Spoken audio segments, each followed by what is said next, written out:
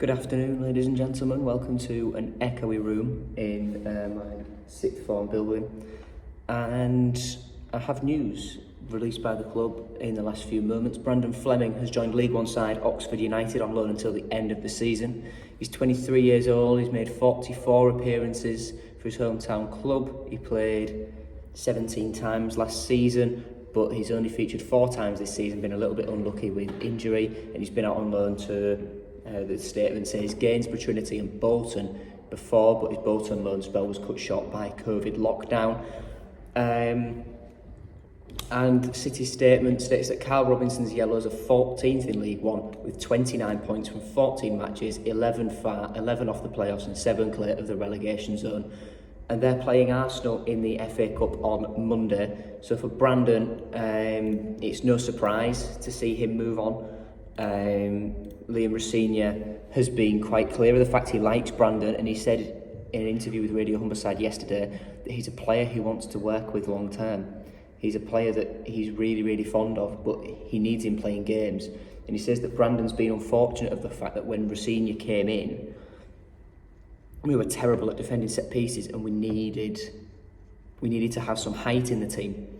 And you know, Brandon's not as tall as someone like a Jacob Greaves or a Sean McLaughlin, and he said that was his main focus. We are now harder to beat from set pieces. We've not conceded as many goals, and we're dominating games now. And you know, Brandon's just unfortunate really in that respect. But Oxford are a good side. League One's a competitive division, and you know, it said 11 points off the playoffs. It's not a surprise that he's gone to League One, and they can still push for playoffs because the league is just so tight.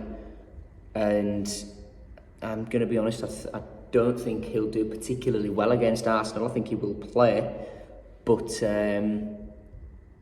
we shall look forward to seeing Brandon back next season, because Rossini just said, look, he needs to play games and I can't offer him the games.